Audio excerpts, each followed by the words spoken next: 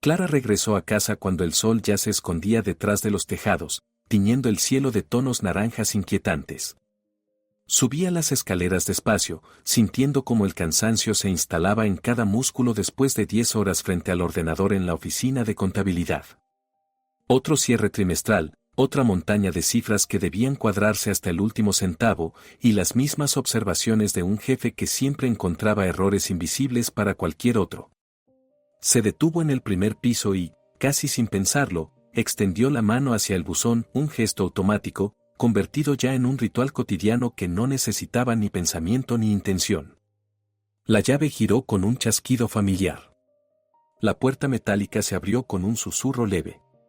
Dentro la esperaba la pila habitual, folletos publicitarios del supermercado, llenos de pegatinas de colores anunciando ofertas, la factura de la electricidad en su sobrio sobre marrón, algún periódico gratuito que ella jamás había pedido pero que llegaba puntualmente cada semana. Clara estaba a punto de cerrar el buzón cuando vio otro sobre, blanco, colocado debajo de toda aquella papelería. Lo tomó entre los dedos y lo primero que llamó su atención fue su absoluta limpieza. No había sellos, ni marcas del correo, ni dirección, ni nombre del destinatario. Nada. Solo un sobre blanco, tan impoluto que parecía recién sacado de un paquete de papelería. Clara lo volteó varias veces, por un lado, por el otro, buscando algún indicio. Pero no había nada, ni su nombre, ni su dirección, ni siquiera una inicial perdida en alguna esquina. Frunció el ceño con una mezcla de molestia y curiosidad.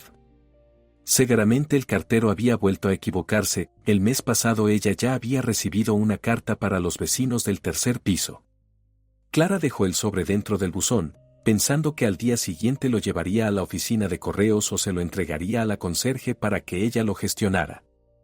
Pero su mano se detuvo a mitad de camino. Algo dentro de ella se movió, algo pequeño y casi imperceptible, una inquietud difícil de nombrar.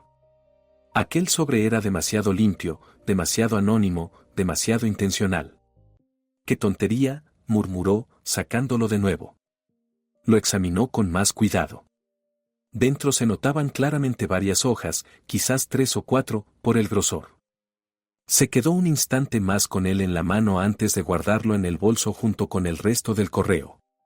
Luego subió hasta su apartamento en el tercer piso.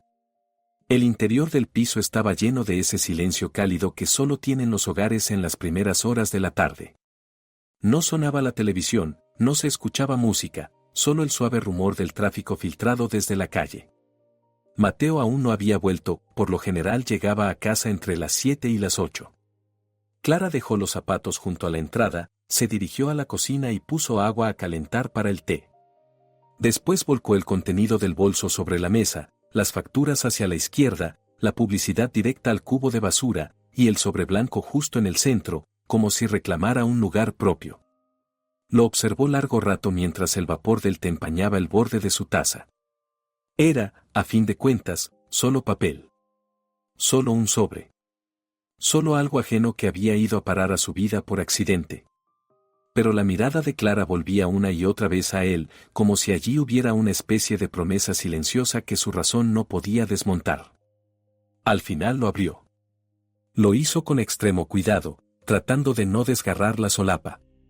Dentro encontró 4 hojas escritas a mano, con una caligrafía pulcra, antigua, de esas que enseñaban en las escuelas cuando la escritura formaba parte del carácter. Clara desdobló la primera hoja.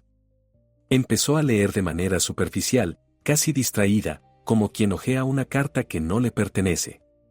Tenía 22 años cuando murió mi padre. Clara se quedó inmóvil. Volvió a leer la frase lentamente. Tenía 22 años cuando murió mi padre. Fue un jueves, temprano por la mañana, justo cuando se preparaba para ir al trabajo. Recuerdo que mi madre me llamó a la residencia de estudiantes. Su voz sonaba extraña, vacía, como si le faltaran las palabras. Solo repetía, ven enseguida. Recuerdo cómo viajé en el autobús, con el teléfono apretado en la mano, suplicando que fuera cualquier cosa menos lo que temía. Pero cuando vi la ambulancia frente a la casa, lo entendí. El té se había enfriado, pero Clara no se dio cuenta. Sus ojos avanzaban por el texto, y con cada frase su corazón latía con más fuerza, porque aquello era su vida. Su padre también murió cuando ella tenía 22 años. Y fue un jueves. Y también fue temprano.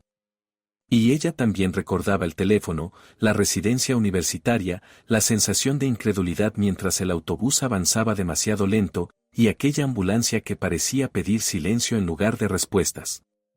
Siguió leyendo, después del entierro volví a la universidad, pero nada era igual. Asistía a las clases, entregaba trabajos, aprobaba exámenes, pero tenía la sensación de estar habitando la vida de otra persona. La asignatura que más se me resistía era estadística. El viejo profesor Morales, con sus enormes bigotes blancos, insistía en preguntarme por qué estaba tan distraída. Yo no sabía cómo explicarle que por dentro solo quedaba vacío. Clara dejó la hoja sobre la mesa, con las manos temblorosas. Morales. No había oído ese apellido en 15 años.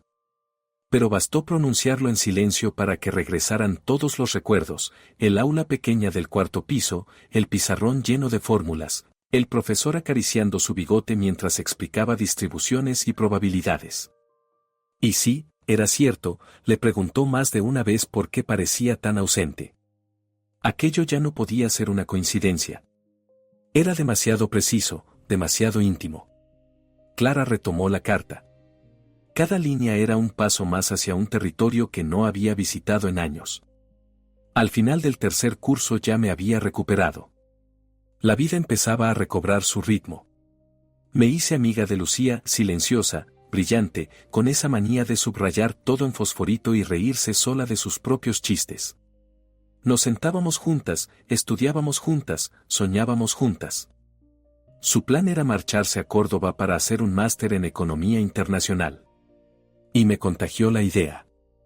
Pasábamos las tardes imaginando cómo sería vivir las dos en un apartamento diminuto en el centro, recorriendo museos y galerías, aprendiendo a vivir sin que nadie nos dijera cómo hacerlo. Lucía. Otra pieza que encajaba.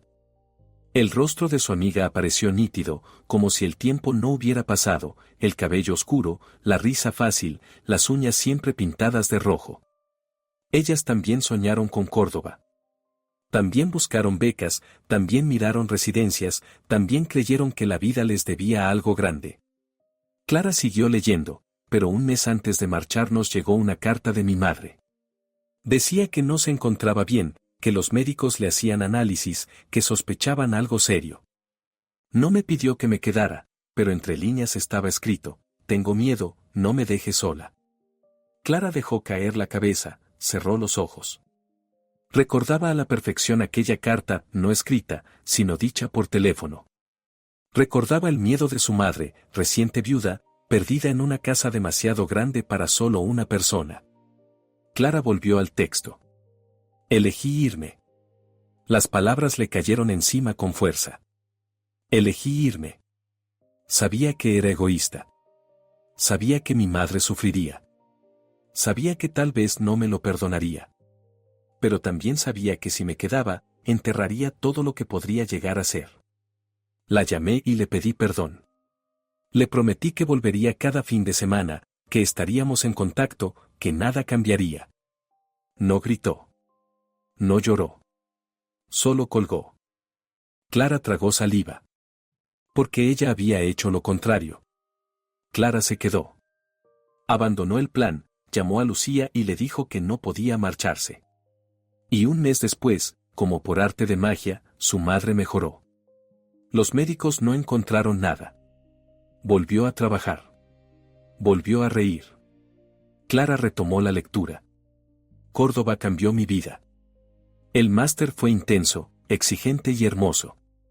Conocí a gente de todas partes del país, profesores que vivían su disciplina con una pasión que nunca había visto.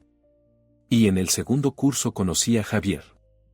La historia seguía con Javier, restaurador de obras de arte, museos, viajes, alquileres breves en ciudades distintas, mañanas en apartamentos con ventanas desconocidas, una vida inestable pero luminosa. No me hice rica. No tengo casa propia. No tengo estabilidad en el sentido tradicional. A veces imagino cómo habría sido quedarme, un piso en mi ciudad natal, un trabajo fijo, un marido con horario predecible. Tal vez despertaría cada día en la misma habitación, tomando el mismo café, siguiendo el mismo trayecto al trabajo. Pero elegí la libertad. Me elegí a mí. Y cada vez que miro a Javier, cada vez que despierto en un lugar nuevo, cada vez que siento que mi vida me pertenece, sé que no me equivoqué. El último párrafo era breve. Cada elección mata una vida y da nacimiento a otra. Yo agradezco la vida que viví, aunque no se parezca a la de los demás. No había firma. No había nombre. Clara dejó las hojas en la mesa y se cubrió la cara con las manos. Una oleada de emociones le atravesó el pecho, miedo, desconcierto, tristeza, una especie de nostalgia de algo que nunca vivió. Aquello era su vida, pero contada desde una bifurcación que ella nunca tomó. ¿Quién sabía tanto? ¿Quién tenía acceso a esos detalles? ¿Y por qué enviarlos? Los pensamientos se agolparon. Su propia vida apareció ante ella con toda su quietud, el trabajo en contabilidad, la burocracia, los balances, la monotonía. El almuerzo cada domingo en casa de Estela. Las vacaciones en la costa, siempre en la misma semana de julio, siempre en el mismo hotel. Mateo, con su seguridad, con su previsibilidad, con su forma de planificar todo a largo plazo. El sonido de la llave en la cerradura la sacó de golpe de aquel trance. Mateo entró en la cocina un instante después. «Hola», dijo, dejando el maletín y quitándose la chaqueta. «¿Qué tal el día?» Clara guardó las hojas en el sobre, pero no tuvo tiempo de esconderlo. Clara no durmió en toda la noche. Yacía en la cama, mirando el techo, escuchando el silencio de un apartamento demasiado grande para una sola persona. Mateo no volvió. Intentó llamarlo 5 veces, pero él no contestó. Le escribió varios mensajes, primero exigentes, después suplicantes, finalmente desesperados. Ninguno tuvo respuesta. A eso de las 3 de la madrugada se levantó, fue a la cocina y preparó una infusión de manzanilla que normalmente la ayudaba a calmarse. Pero las manos le temblaban tanto que la taza tintineó contra el platillo, y la dejó sobre la mesa sin probarla. La carta seguía allí mismo, donde la había dejado, una mancha blanca sobre la superficie oscura. Clara la tomó y volvió a leer, por enésima vez, cada frase, cada línea. Elegí irme. Aquellas palabras la quemaban por dentro.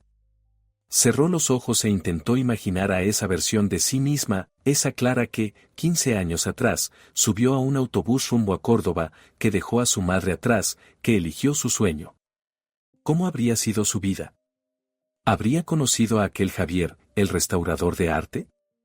¿Habrían viajado juntos, vivido en distintas ciudades, despertado en apartamentos desconocidos? ¿Tendría otro trabajo, otros amigos, otro destino? Y, sobre todo, ¿habría sido más feliz? Clara abrió los ojos y miró su cocina, el refrigerador con imanes de esos pocos lugares que ella y Mateo habían visitado juntos, el reloj con forma de sartén que Estela les regaló para la mudanza, la mesa donde cenaban cada noche a la misma hora. Todo en su sitio. Todo correcto, ordenado, predecible.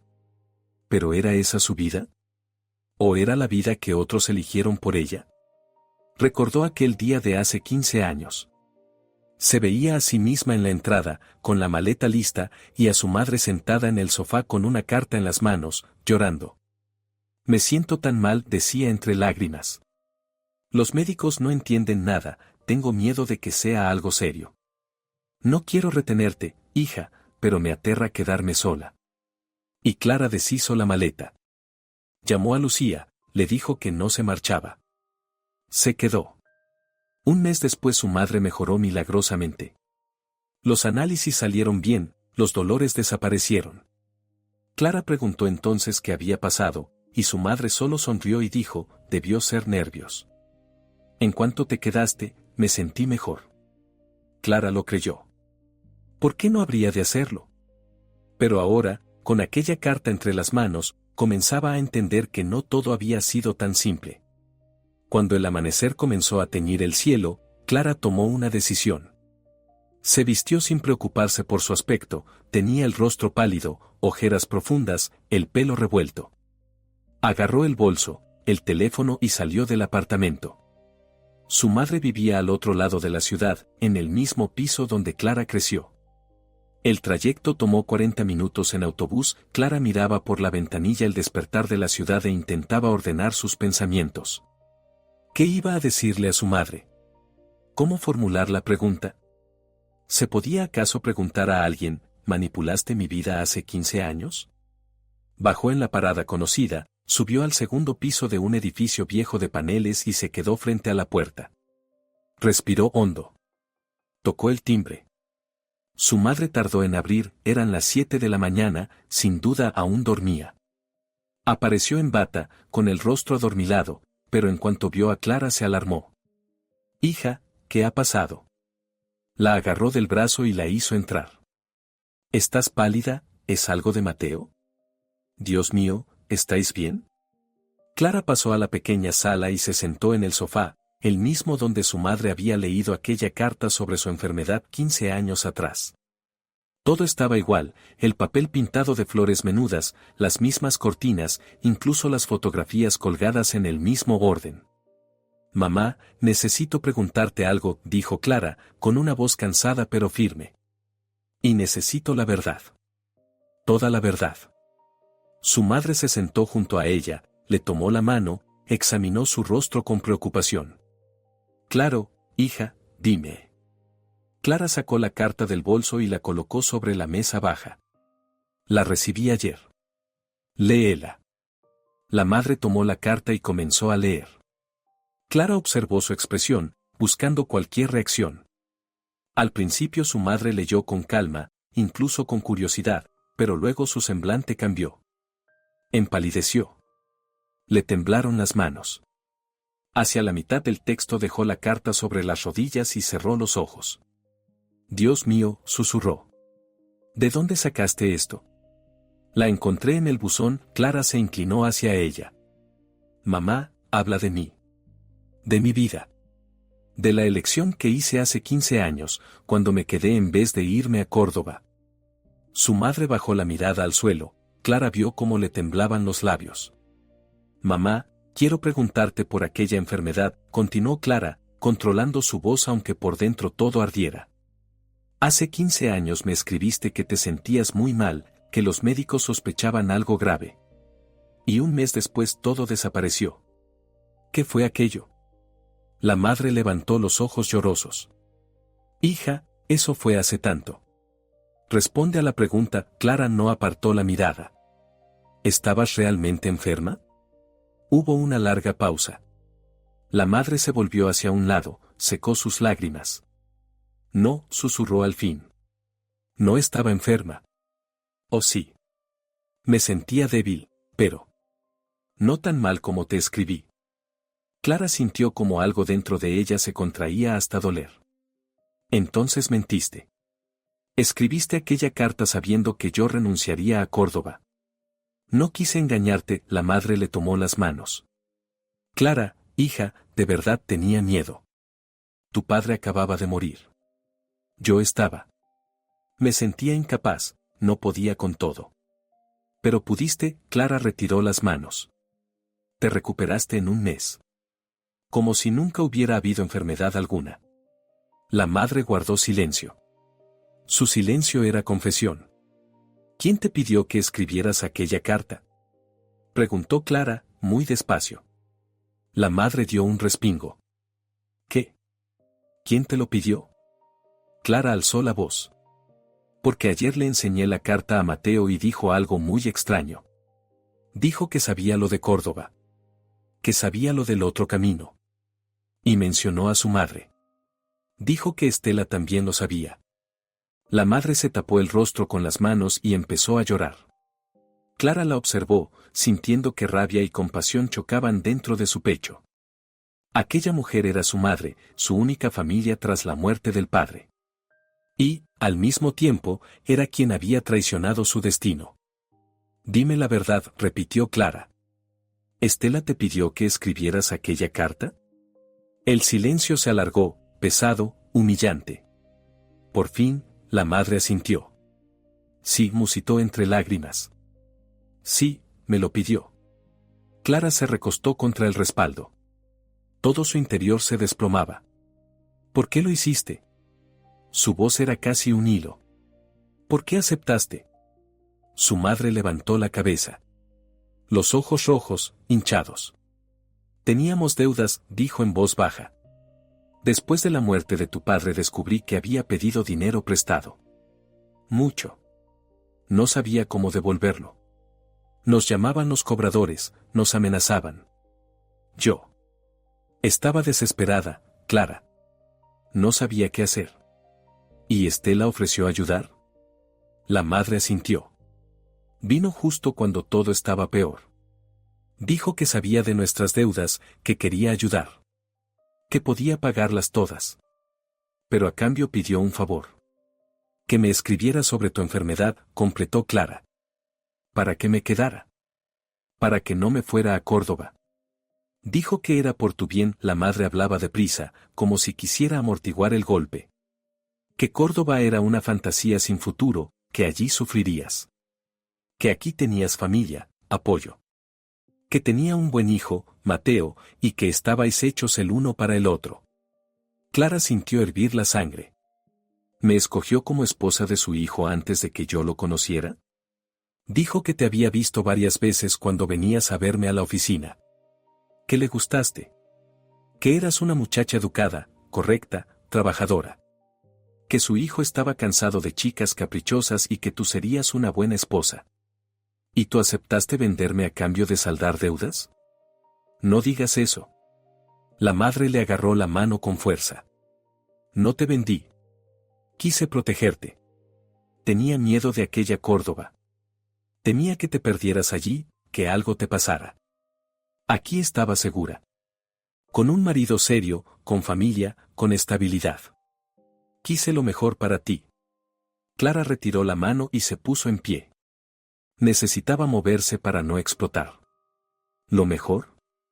Se volvió hacia ella, con lágrimas resbalando por su rostro. Me robaste la vida, mamá. Me robaste mi elección. Podría haberme ido, podría haber vivido otra vida. Pero tú me mentiste. Tú me manejaste. Clara, por favor. ¿Quieres saber lo peor? Interrumpió ella. Que un mes después estaba sana. Que nunca hubo enfermedad. Que solo representaste un papel para que yo me quedara. Y cuando Estela organizó mi encuentro con Mateo, y todo entró en su plan, tú respiraste tranquila. Deudas pagadas, hija colocada. Final perfecto. Su madre estalló en llanto. Clara la contempló sin moverse. ¿Mateo lo sabía? Preguntó en voz baja. La madre levantó la cabeza. ¿Qué? ¿Sabía Mateo del acuerdo? ¿Sabía que nuestra reunión fue planeada? No. Te juro que no. Estela dijo que no se lo contaría. Que sería nuestro secreto. Solo os presentó en aquella cena familiar y dijo que lo demás debía surgir solo. Pero ayer dijo que sabía, Clara frunció el ceño. Dijo que sabía del otro camino. La madre guardó silencio, luego dijo, tal vez Estela se lo contó después. No lo sé. Yo no volví a hablar con ella de aquello. Pagó las deudas, y nuestra relación se volvió distante, salvo en fiestas familiares. Clara se apartó hacia la ventana. La ciudad ya bullía. La gente iba a trabajar. El mundo seguía. Pero su mundo había caído. 15 años, dijo sin girarse. 15 años viviendo la vida que otros diseñaron para mí. Creyendo que yo había elegido. Que había elegido quedarme. Que había elegido a Mateo. Que había elegido esta vida. Pero no fue mi elección. Fue un montaje. Pero eres feliz, dijo la madre acercándose. Tienes un buen marido, un trabajo estable, un hogar. ¿No es eso importante? Clara se volvió. Su mirada obligó a la madre a retroceder. ¿Y te pareció poco importante preguntar qué quería yo? ¿Si quería viajar? ¿Vivir en otras ciudades? ¿Arriesgar? ¿Equivocarme? ¿O simplemente ser libre? ¿No te importó? La madre bajó la cabeza. No puedo seguir aquí, Clara tomó el bolso. Necesito pensar. Clara, no te vayas así. Soy tu madre, te quiero. Creí hacer lo correcto. Clara se detuvo en la puerta. ¿Sabes qué es lo peor? Dijo sin girarse. Que aún crees que tenías razón. Salió y cerró la puerta. Escuchó cómo su madre rompía a llorar, pero no volvió. Bajó las escaleras, salió a la calle y solo entonces se permitió llorar. Se refugió en una cafetería frente al edificio de su madre. Llevaba allí 2 horas, removiendo un café frío y mirando al vacío. Su mente era un caos, recuerdos, fragmentos, preguntas. Intentaba armar el rompecabezas de cómo habían manipulado su vida. Entonces todo encajó, Estela había planeado. Había elegido a Clara como esposa para su hijo antes del primer encuentro. ¿Se enteró de las deudas, cómo? Seguro que mediante contactos. Fue a ver a la madre. Ofreció pagar a cambio de un favor. La madre aceptó. Escribió aquella carta. Clara se quedó. Córdoba se evaporó. Y medio año después, Estela organizó aquella cena familiar, donde casualmente se conocieron. ¿Y Mateo? ¿Lo sabía desde el principio o se enteró después? Sabía del otro camino, había dicho anoche. ¿Desde cuándo lo sabía? ¿Y por qué cayó? Clara sacó el teléfono. Ni un mensaje de Mateo. Le escribió, estuve con mamá. Me contó todo. Tenemos que hablar. Enviado. No leído. Miró la hora, 9:30. Estela estaría en casa. No trabajaba, vivía de rentas. Clara había pasado muchos domingos allí, en comidas perfectas, servidas con sonrisas perfectas. Ahora entendía, todo era teatro. Ella era el personaje perfecto, dócil, educada, agradecida. Se levantó, dejó dinero y salió. Si quería respuestas, debía ir a la fuente. La casa de Estela estaba en un barrio elegante, con un jardín siempre impecable. Clara llamó al portón. Esperó. La voz de Estela sonó dulce. ¿Quién es? Soy Clara. Necesito hablar con usted. Un silencio. Largo. Clara, cariño, ahora no es buen momento. Abra el portón, la interrumpió Clara con firmeza. O me quedaré tocando hasta que salgan los vecinos. Un clic. El portón se abrió. Clara subió las escaleras. La puerta se abrió antes del timbre. Estela estaba allí, impecable, elegante, con una taza de café en la mano. Sonreía, pero sus ojos no sonreían. Clara, qué sorpresa, dijo, cediéndole el paso. Pasa. ¿Quieres café? No hace falta fingir, dijo Clara, avanzando hacia la sala. ¿Sabe por qué estoy aquí? Estela dejó la taza y se sentó con elegancia calculada. Mateo llamó esta mañana, dijo con calma. Dijo que encontraste una carta. Que estás molesta. Molesta, Clara soltó una risa amarga. He descubierto que mi vida de los últimos 15 años fue un plan. Que usted manipuló a mi madre, a mí. Que me eligió como esposa para su hijo antes de que nos conociéramos. Y usted dice molesta. Estela la observó en silencio, evaluando cada palabra. Siéntate, Clara, dijo al fin. Hablemos como adultas. Me quedaré de pie. Como quieras. Suspiró. ¿Quieres la verdad? Te la diré. Sí, organicé vuestra reunión. Sí, pedí a tu madre que influyera en tu decisión. Y no creo haber hecho nada terrible. Clara sintió hervir la sangre. ¿No le parece terrible robarme la elección? ¿Dirigir mi vida? Te di una vida mejor. Estela levantó la mano para que no la interrumpiera. Escúchame. Querías ir a Córdoba, estudiar un posgrado, vivir en una residencia, sobrevivir con trabajos precarios. ¿Crees que habrías sido feliz? Habrías sufrido. No tenías dinero ni contactos. Usted no puede saber eso. Si puedo, Estela se inclinó hacia ella, con brillo helado en los ojos. He vivido lo suficiente.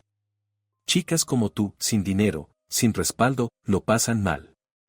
Habrías gastado años intentando lograr algo y al final habrías vuelto con las manos vacías. ¿Y en su versión qué obtuve? ¿Un marido elegido por usted? ¿Una vida diseñada sin mí? Te di estabilidad, Estela se levantó. Un buen marido que te ama. Un hogar. Seguridad. ¿Acaso eres infeliz? ¿Te falta algo? Me falta la verdad, Clara alzó la voz. Me falta saber que lo elegí yo. Que esta vida es mía. No su proyecto. Estela chasqueó la lengua. Eres joven. Crees que elegirlo todo es lo importante. Pero la gente no sabe lo que necesita. Comete errores que arruinan vidas. Yo solo te ayudé a evitar un error. ¿Cuál? ¿El de vivir mi propia vida? El de elegir libertad en lugar de seguridad, dijo Estela con seriedad. Las mujeres debemos pensar en el futuro. Debemos ser prudentes. Y por eso decidió elegirme un marido. Como si fuera una transacción. Elegí un buen hombre, alzando la voz por primera vez. Mateo es bondadoso, responsable, fiel. Te cuida, te sostiene. ¿Y crees que eso abunda? Pero yo quería elegir sola. Y habrías elegido mal, Estela se volvió hacia la ventana. Te habrías enamorado de algún artista fracasado, soñador, incapaz de ganarse la vida. Tú trabajarías por dos mientras él perseguía una gloria imposible. He visto cientos de matrimonios así. Clara guardó silencio. Artista fracasado. Javier, en la carta, era restaurador de arte. ¿Coincidencia? ¿O Estela sabía? Usted sabía lo de Javier, dijo en voz baja. Estela frunció el ceño. ¿Quién es Javier? El restaurador que yo hubiera conocido en Córdoba. ¿Lo sabía usted? No sé de qué hablas, dijo Estela con una risa tensa. Era un ejemplo. Mentía. Clara lo vio en sus manos, en sus ojos. ¿Quién me envió esta carta? Preguntó Clara. No lo sé. Lo sabe, insistió ella. La carta describe mi vida demasiado bien. Demasiado exacta. ¿Quién sabía tanto? Estela la observó un largo momento. Lucía, dijo al fin. Tu antigua amiga. Volvió hace un mes. Clara sintió un vuelco en el estómago. ¿Lucía está en la ciudad? Sí. Me contactó. Quería saber de ti. Yo le conté que estabas casada, feliz. Ella dijo algo como que pena que no se fuera conmigo. No lo pensé más. Pero ahora creo que ella escribió la carta. ¿Por qué? Nostalgia. Otras vidas. No sé, Estela se encogió de hombros. Tal vez solo quería contarte la suya. Clara se dejó caer en el sofá. Lucía. Eso lo explicaba todo. ¿Mateo lo sabía desde el principio? Silencio. No, respondió Estela. Lo supo después. Hace 5 años se lo conté. Se enfadó. Discutimos. Luego entendió que lo hice por su bien. Tú eres la esposa perfecta para él. Clara la miró fijamente. ¿Entiende lo que hizo? Estela sostuvo su mirada sin pestañear. Hice lo correcto. Para mi hijo. Para ti. Para la familia. Y si volviera atrás, lo haría de nuevo. Clara se puso en pie. No volveré aquí. No contestaré llamadas. No participaré en comidas familiares. Para mí, usted no existe. No seas melodramática. ¿Melodramática? Clara se volvió desde la puerta. Me robó 15 años. Tal vez la vida en Córdoba habría sido dura. Tal vez habría cometido errores. Pero habría sido mía. Mi camino. Mis equivocaciones. Y usted me lo arrebató. Salió y cerró la puerta. En la calle, Clara sacó el teléfono. Buscó un número antiguo. Lo marcó. Un tono, otro, un tercero. Sí. Respondió una voz familiar. Clara contuvo el aliento. Lucía. Soy Clara. Hubo una pausa. Clara. ¿Recibiste mi carta? Sí, dijo Clara, apretando el teléfono con tanta fuerza que los nudillos se le pusieron blancos. Recibí tu carta. Necesito verte. Ahora. Hubo un silencio al otro lado de la línea, y Clara escuchó cómo Lucía respiraba, entrecortado, nervioso, como si también viviera ese momento con todo su cuerpo. Sabía que tarde o temprano llamarías, dijo por fin Lucía, y su voz sonaba a la vez asustada y aliviada. He esperado esta llamada cada día. La temía y la deseaba al mismo tiempo. Ven. Estoy en el Hotel Alba, habitación 207. Te estaré esperando. Clara tomó un taxi, no podía cruzar la ciudad en autobús en ese estado. Necesitaba ver a Lucía cuanto antes, obtener respuestas para las preguntas que la quemaban por dentro, que la desgarraban.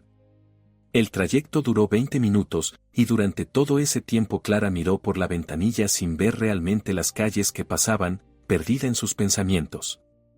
En su cabeza intentaba ensayar lo que le diría, qué preguntas haría, cómo comenzaría la conversación, pero las palabras se mezclaban y se deshacían. Al final se quedó simplemente en silencio, sintiendo como el nudo en su pecho se apretaba cada vez más. El hotel resultó ser un edificio modesto, de 3 plantas, con la fachada envejecida y una placa descolorida. Clara subió la escalera crujiente hasta el segundo piso, encontró el número indicado y se detuvo ante la puerta. Levantó la mano para golpear, pero se quedó suspendida en el aire un momento, como si necesitara una última inhalación antes del salto. El corazón le golpeaba en las costillas con tanta fuerza que pensó que cualquiera podría escucharlo desde el pasillo.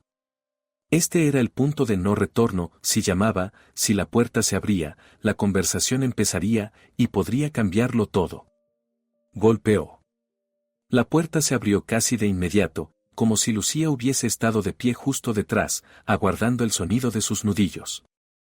15 años. 15 años sin verse. Pero Clara habría reconocido a Lucía en cualquier parte. El mismo cabello oscuro y rizado, ahora surcado por algunos mechones plateados que ella no intentaba esconder. Los mismos ojos castaños, cálidos y profundos, capaces de ver siempre lo mejor de la gente.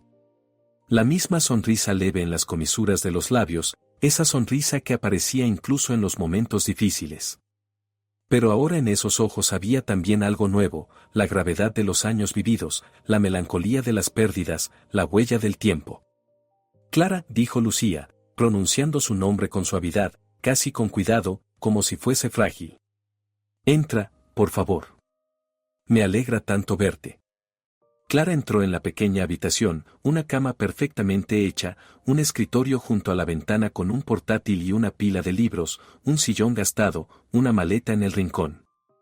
Todo tenía un aire temporal, como si Lucía aún no hubiese decidido si aquel cuarto sería una breve escala o el comienzo de un nuevo lugar en el mundo. Lucía le hizo una seña para que se sentara, ella misma se sentó en el borde de la cama, con las manos entrelazadas sobre las rodillas. Se miraron largo rato, y en el aire flotaba tanto que no había sido dicho que casi se podía tocar el peso del silencio. «¿Te ves bien?», dijo al fin Lucía, con la voz temblorosa. «Casi no has cambiado. Los mismos ojos, la misma expresión que recuerdo de la universidad». «No puedo decir lo mismo de mí», Clara intentó sonreír, pero los labios no le obedecieron. «Siento que envejecí 20 años en las últimas 24 horas. Como si hubiera vivido una vida entera en un solo día». Lucía asintió, bajando la mirada hacia sus manos que jugueteaban con el borde del cubrecama. «Lo sé. Perdóname, Clara. Perdona la carta. No quise hacerte daño, no quise destrozarte la vida. Solo necesitaba compartirlo contigo. Necesitaba que supieras». «¿La escribiste tú?». Clara se inclinó hacia adelante. «¿Esa carta hablaba de ti? ¿De tu vida? Todo lo que cuenta es verdad». Sí, Lucía levantó la mirada, y en sus ojos brillaban lágrimas que aún no caían. «Es mi historia. Mi vida en Córdoba. Cómo me fui, cómo estudié allí, cómo conocí a Javier en el segundo curso del posgrado, cómo viajamos juntos, cómo nos mudamos de ciudad en ciudad. Cómo él restauraba cuadros en museos y yo trabajaba a distancia. Todo lo que está escrito es verdad». Mi verdad. Mi camino. Clara se recostó en el sillón, sintiendo que algo dentro de ella se desmoronaba. Entonces esa vida era real. Esa vida existía. Solo que no era la suya. Pero, ¿por qué la escribiste como si hubiese sido mi vida? Preguntó, y en su voz se asomaba una herida. Como si yo hubiese hecho esa elección. Como si yo hubiese ido contigo. ¿Por qué? Lucía se levantó, caminó hacia la ventana y se quedó mirando la calle, donde la gente seguía con sus rutinas, ajena a todo lo que sucedía en esa habitación. Porque debió haber sido nuestra vida, dijo en voz baja. ¿Te acuerdas cómo lo planeábamos todo? ¿Cómo pasábamos noches en la biblioteca, soñando? Íbamos a irnos juntas a Córdoba, compartir una habitación pequeña en la residencia, estudiar en la misma facultad, hacer el posgrado en Economía Internacional. Íbamos a buscar prácticas, trabajos, becas.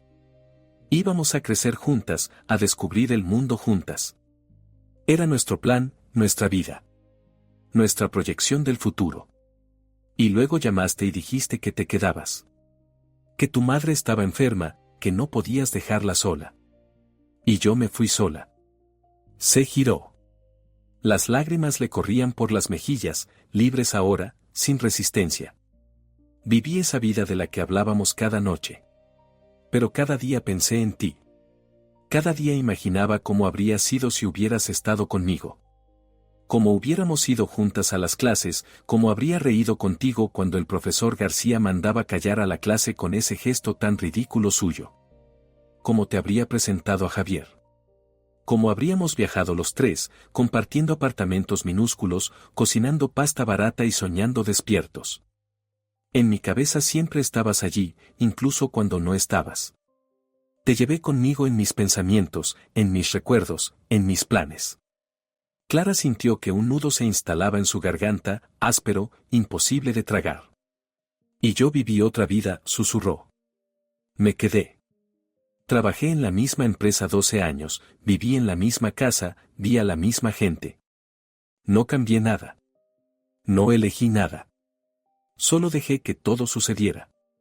Lo sé, dijo Lucía, volviendo al sillón y tomando las manos de Clara entre las suyas. Hace un mes regresé a la ciudad. Javier murió hace 2 años, cáncer, y todo pasó muy rápido. Medio año. En 6 meses él estuvo aquí y luego ya no, y yo me quedé sola. Muy sola. Y entonces decidí volver. A donde empezó todo. Donde estaban mis raíces. ¿Dónde estabas tú? La voz se le quebró. Clara la escuchaba sin moverse, sin respirar. Te busqué, continuó Lucía. Encontré algunas fotos tuyas en redes. Supe que estabas casada con un tal Mateo Ramírez. Busqué información sobre él. Y así di con su madre, Estela Ramírez. Ella me dijo que fuiste a verla. Sí, Lucía respiró hondo. Me presenté como tu vieja amiga. Le dije que quería saber de ti, verla, escucharte, saber cómo estabas. Estela me invitó a tomar té. Fue amable.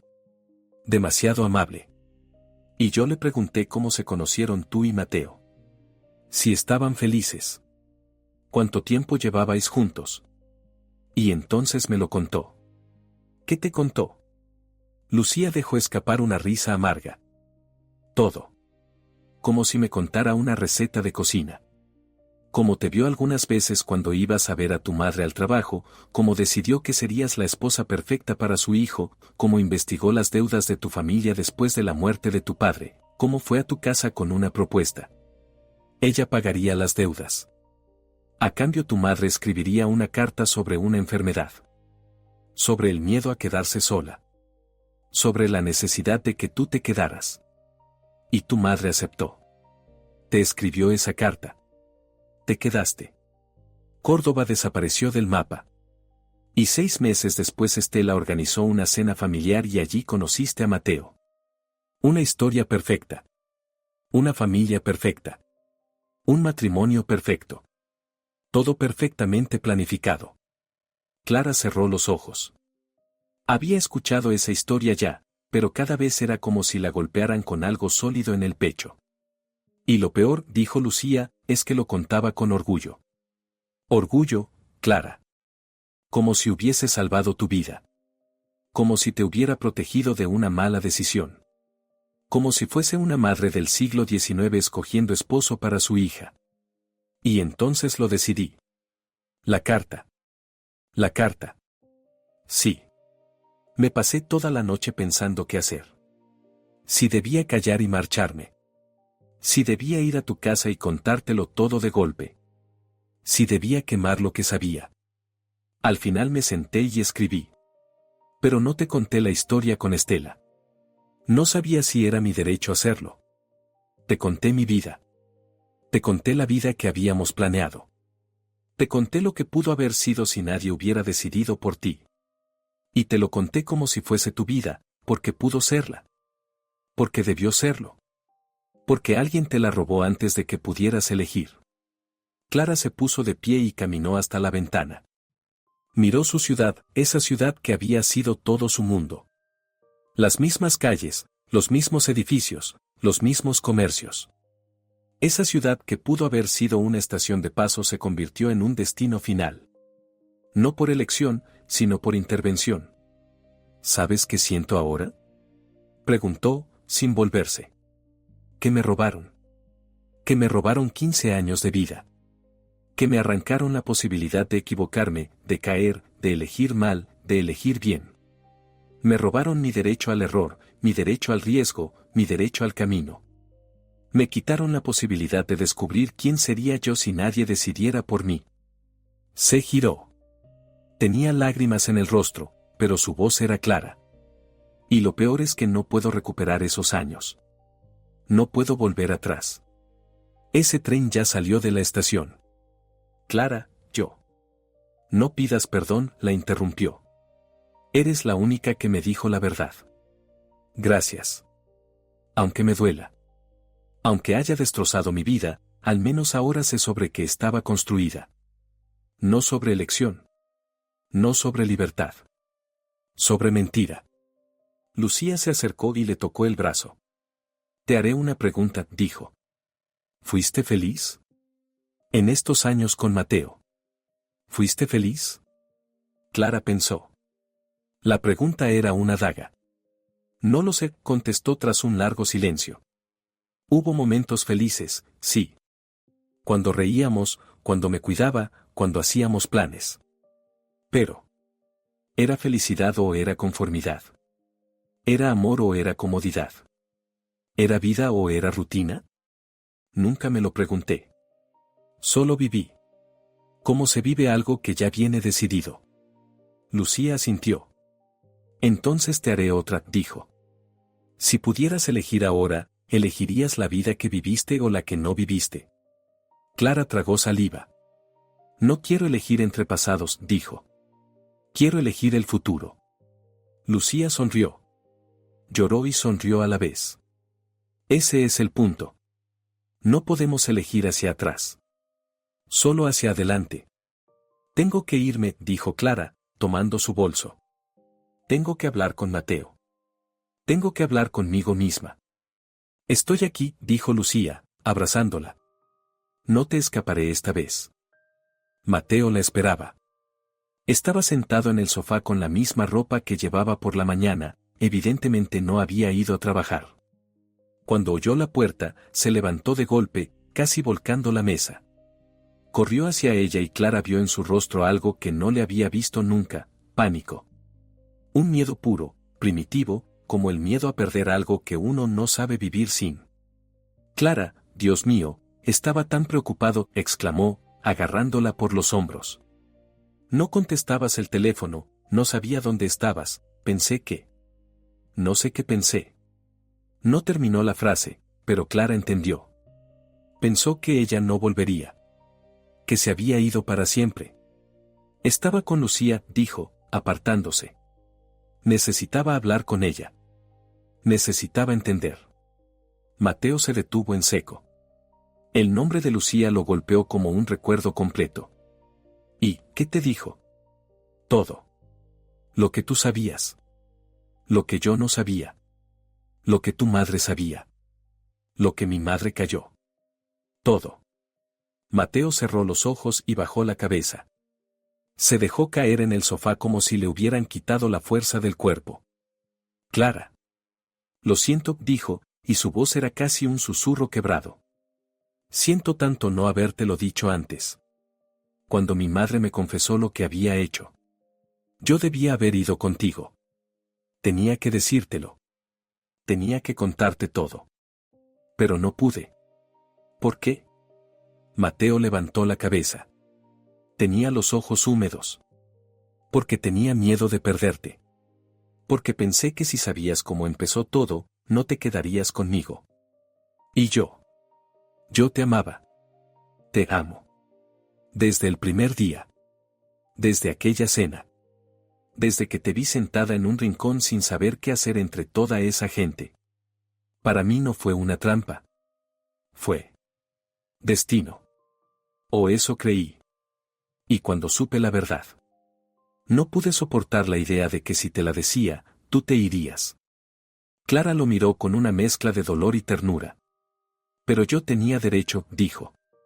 Tenía derecho a saber. Tenía derecho a elegir. Y tú me lo quitaste igual que tu madre. Igual que la mía. Mateo bajó la cabeza. No intentó defenderse. Lo sé, dijo al fin. Y no hay excusa. Me he odiado por esos 5 años. Cada día. Cada vez que decías que estabas feliz.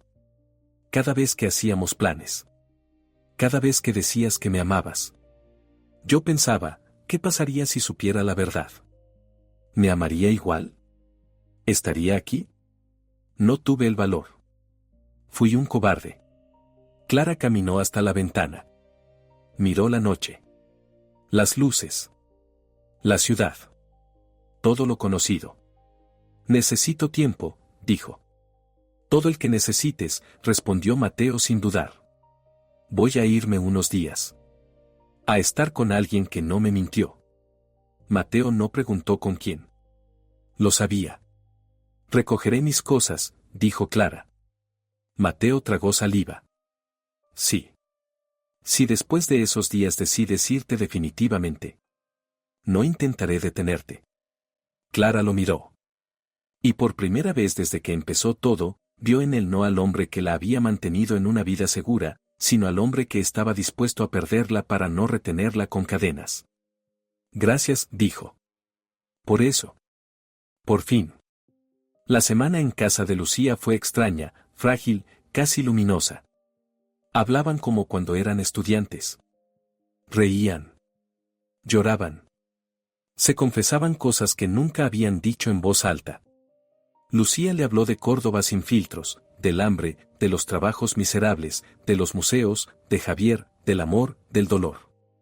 Y Clara entendió algo importante, la vida libre no era fácil ni cómoda. La vida estable no era falsa ni inútil. No había vidas mejores o peores. Lo que había eran elecciones. El 7º día Clara despertó con calma. Se vistió. Empacó su bolso. Hoy regresaré, dijo. ¿A tu casa?, preguntó Lucía. A mi vida, respondió Clara. Lucía sonrió. Que sea tuya esta vez. Mateo abrió la puerta en un segundo. Tenía el rostro cansado, los ojos rojos. Hola, dijo Clara. Hola, dijo él. Se sentaron en la cocina, junto al sobre blanco que había empezado todo. He tomado una decisión, dijo Clara. Me quedo. Mateo cerró los ojos y dejó escapar un suspiro que contenía una semana entera. Pero, continuó ella, no me quedo para seguir como antes. No me quedo porque perdoné todo. No me quedo por costumbre. Me quedo porque quiero intentar construir algo real. Algo nuestro. Sin mentiras. Mateo la miró. No habló. Esperó. Primero, nunca más secretos. Nunca. Si algo afecta a mi vida, a nuestra vida, lo sabré.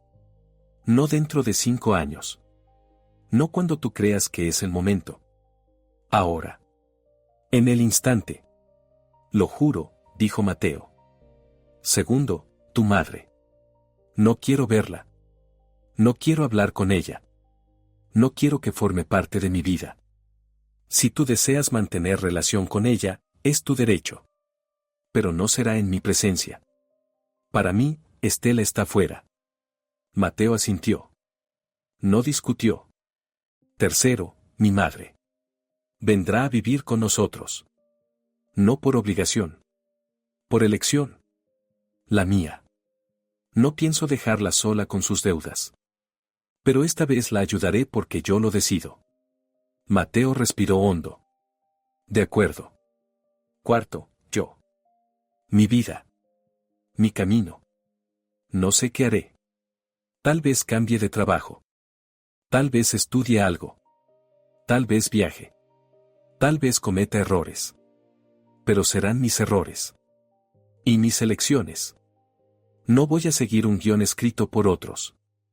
Mateo la observó un momento y luego sonrió, una sonrisa triste, honesta. Entonces empecemos de nuevo, dijo. No en aquella cena hace 12 años. Desde aquí. Desde ahora. Clara tomó aire.